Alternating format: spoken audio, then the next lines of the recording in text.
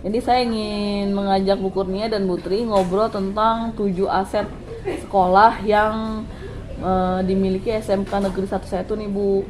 Nah kan 7 aset yang kita akan bicarakan ini tentang modal manusia, modal sosial, modal politik, kemudian modal agama dan budaya, kemudian modal fisik, modal lingkungan alam, dan modal finansial. Nah, menurut Bu Kurnia nih sama Bu Tri nih, kira-kira apa saja gitu yang dimiliki oleh SMK 11 itu aset-aset terkait 7 modal tersebut? Misalnya yang pertama modal manusia nih, menurut Bu Tri sama Bu Kurnia gimana? Ada nggak aset yang kita miliki SMK Negeri 11? Ada banyak. Atau ya, apa tuh Bu? Salah satunya guru yang lulusan sarjana. Oh, guru lulusan sarjana. Udah gitu S1. banyak dari yang universitas ya, Iya, yang ternama ya. Ya. lulusannya. Iya, lulusannya. Muridnya juga banyak. Muridnya juga banyak sampai 1.365 ya. Iya. Iya. Bu Tri, Bu Kurnia, kita lanjut ya. Iya. Kita masih membicarakan tentang aset yang ada di SMK Negeri 11. Nah sekarang tentang aset modal politik nih, menurut Bu Tri dan Bu Kurnia apa nih aset modal politik yang dimiliki SMK Negeri 11? Kita punya dukungan dari kepala desa ya, yaitu kepala desa Ciledug ya, yang selalu mendukung kita. Contohnya dalam menyebarkan informasi dan Masalah tentang terkait PPDB ya, salah penerimaan satu siswa penerimaan siswa baru kayak gitu kepada masyarakat sekitar Ciledug ya. Ya, jadi kita punya itu ya, punya dukungan ya dari kepala desa ya di wilayah ini yang mendukung kegiatan kita dengan cara memberikan informasi ya. Oke, kalau terkait budayanya ada nggak Bu? Ada. Aset budaya apa? Seperti kemarin kita juga pernah melaksanakan P5 ya. Kita mendatangkan dari Pak pengrajin, salah satunya membuat pengki, anyaman bambu. Oke. Jadi kemarin diterapkan juga di pelajaran P5. Ya, jadi kemarin itu ya pas kita praktek P5 Project Pancasila itu kita ini ya bekerja sama dengan pengrajin itu ya, anyaman bambu ya. Anak-anak membuat pengki diberikan arahan ini. Iya. Baik Bu, nah terkait aset modal fisik nih di SMK Negeri 11, apa Bu modal fisik? Ya alhamdulillah ya, sekarang Lapangan. punya lapangan. Kemarin kan belum punya tuh, sempat bingung mau olahraga di mana, sampai kita pinjam lapangan tetangga ya, ada kebun yang dimanfaatkan lah. Alhamdulillah kita sudah Upacara punya sendiri. juga. Ya, upacara sekarang alhamdulillah sudah punya. Kita juga bisa digunakan buat olahraga, buat acara senam, acaranya anak-anak juga kan. Ya. Berarti ada aset ya kita, terutama yang paling terasa sekali menurut Bu Tri dan Bu Kurnia itu ya lapangan.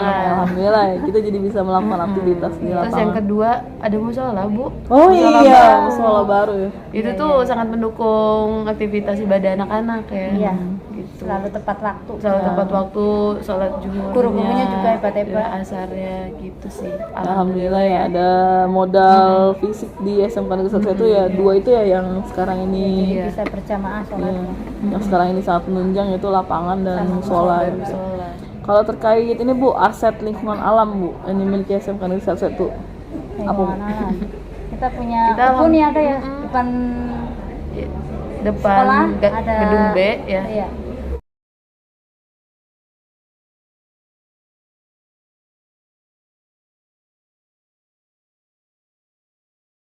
Bu Eka, ini saya mau mengajak ngobrol-ngobrol nih ya kepada Bu Eka tentang 7 aset yang dimiliki SMK Negeri 11.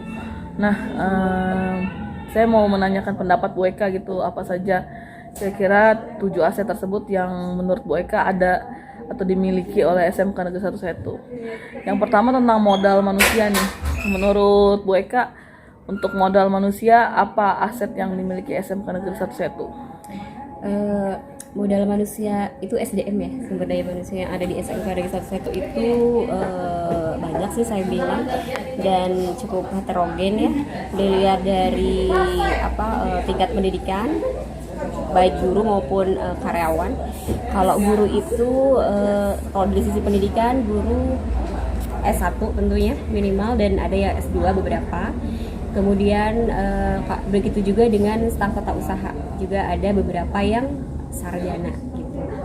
Kemudian kemampuan dari SDM yang ada di SMK Negeri 1 itu juga sangat baik dan beragam.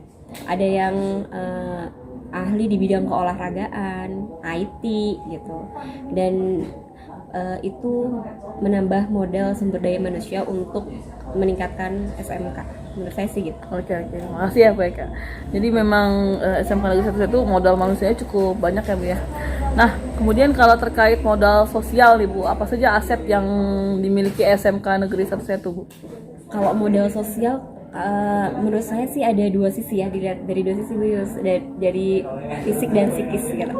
Kalau dari psikis itu lebih kepada rasa empati, rasa simpati dan empati yang dimiliki oleh manusia-manusia yang ada di SMK 1 Jadi guru dan karyawan juga anak-anak di SMK 1 itu mempunyai rasa empati yang tinggi gitu. Nah kemudian hal yang bersifat psikis itu diejawantahkan atau diaplikasikan dalam bentuk fisik, misalnya adanya sumbangan yang diambil dari guru di setiap bulannya, atau juga ada infak mingguan yang diambil setiap hari Jumat baik guru dan anak gitu. Itu sih menurut saya sosialnya. Juga ada beberapa kerjasama dalam bidang sosial dengan pihak lain di luar sekolah, seperti waktu itu kerjasama dengan puskesmas untuk pemberian vitamin dan zat besi untuk siswi SMK Negeri 1. Oke. Kalau modal politik di SMK Negeri 1 itu pertama dari sisi kebijakan sekolah, khususnya kepala sekolah gitu. Misalnya dengan absensi yang harus tepat waktu baik datang maupun pulang. Itu contoh ya, salah satu contoh. Kemudian selain kebijakan dari kepala sekolah itu juga kerjasama atau kebijakan-kebijakan yang diambil bersama dengan komite, misalnya untuk beberapa kegiatan yang dilaksanakan di SMK 1 yang berhubungan dengan komite dan anak-anak, seperti itu. Itu berkaitan dengan kebijakan politik ya? Iya. Berarti kebijakan kepala sekolah ya, juga terkait dengan komite. Oke. Nah Bu, berikutnya tentang aset modal agama dan kebudayaan yang dimiliki SMK Negeri 1. Menurut Bu Eka apa asetnya? Agama Dan kebudayaan. Agama dan kebudayaan.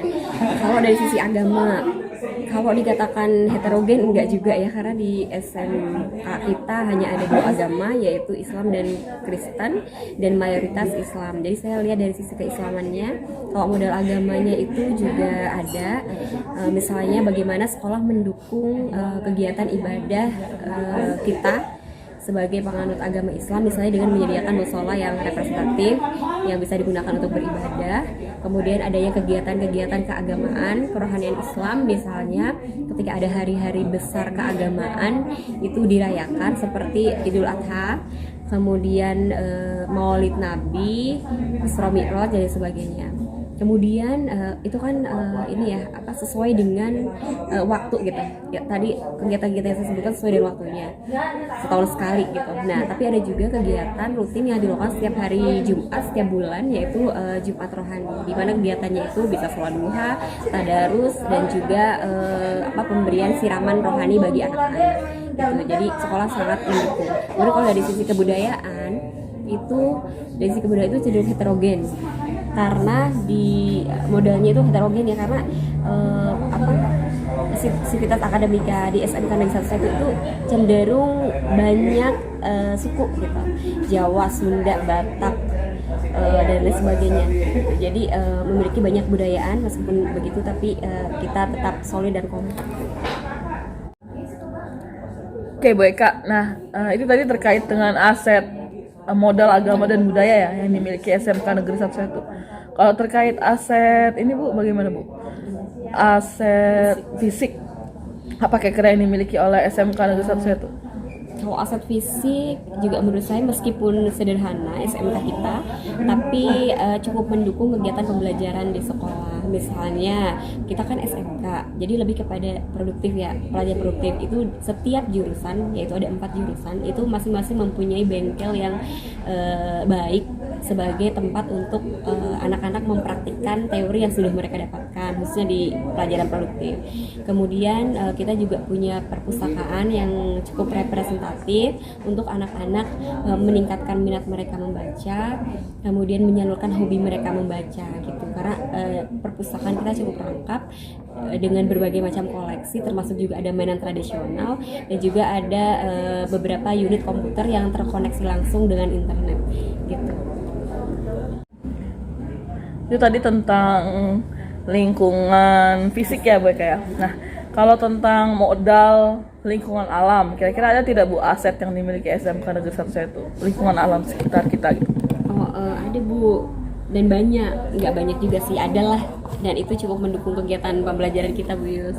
Meskipun lingkungan sekolah kita tidak besar, kecil, tapi lingkungan alamnya itu cukup membantu kegiatan belajar, khususnya saya sebagai guru bahasa Indonesia. Contoh, ketika saya dan anak-anak membahas materi tentang laporan hasil observasi, kami tidak belajar di kelas karena kan harus mengobservasi ya. Jadi saya meminta anak-anak untuk mengobservasi lingkungan sekolah dan melaporkannya dalam bentuk laporan hasil observasi. Nah, itu kan memanfaatkan lingkungan alam yang ada di sekolah.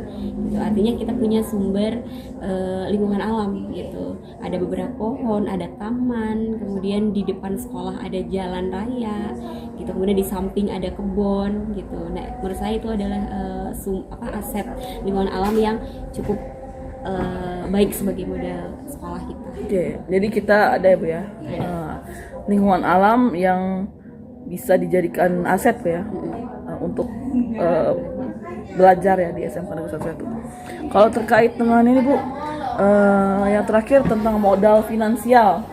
Untuk modal finansial nih, aset apa kira-kira yang dimiliki SMK Negeri 1?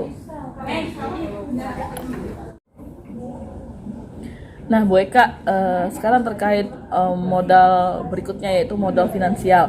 Kira-kira menurut Bu Eka aset apa nih yang dimiliki SMK Negeri 1 terkait modal finansial? Kalau modal finansial, karena sekolah kita sekolah negeri ya Bu ya, tentunya modalnya dari pemerintah seperti BOS, BOPD, kemudian PIP gitu, semua berasal dari pemerintah.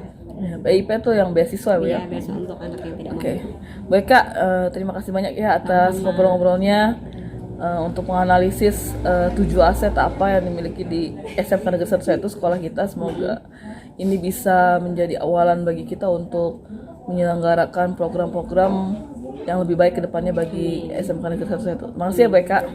Sama-sama, Bu Yus.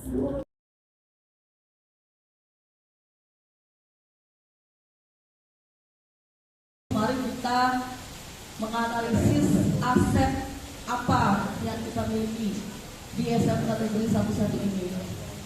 Karena kita sejauh ini itu harus berpikiran positif. Jadi pasti kita di dalam organisasi SMK Negeri 1 ini memiliki banyak kekurangan atau defisit ya. Tapi kita jangan berfokus pada kekurangan. Jadi kita fokusnya adalah pemikiran berbasis aset. Jadi aset-aset apa saja yang kita miliki, misalnya modal manusia, guru yang kompeten, guru yang agamis, ya.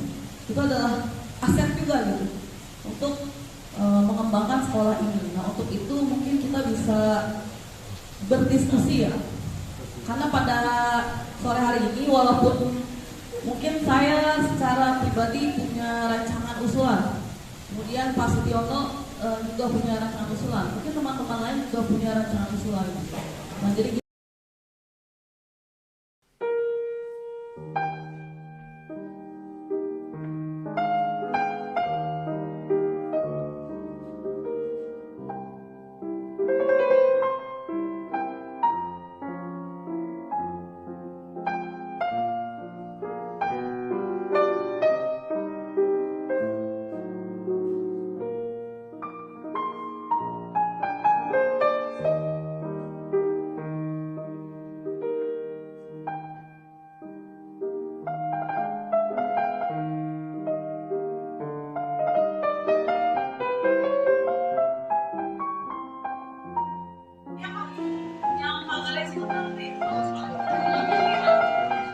Pandunya mungkin yang kayak ada di kertas putih gitu, kayak kita kayak di gambar sendiri kita Bu.